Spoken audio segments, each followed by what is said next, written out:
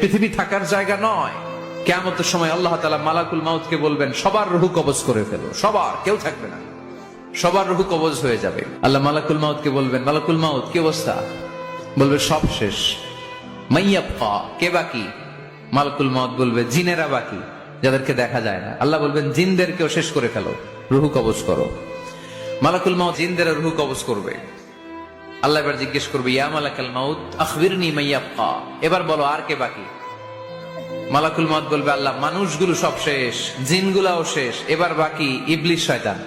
কে বাকি? ইবলিসরেও শেষ করো, ইবলিসও শেষ। আল্লাহ আবার জিজ্ঞেস করবেন, ইয়া মালাকাল মাউতি মাইয়াবকা, আর কে বেঁচে আছে বলো?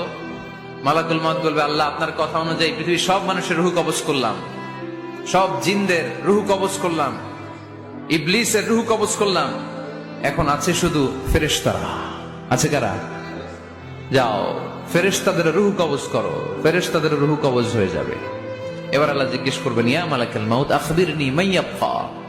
মালাকুল মাউত বলবে, আল্লাহ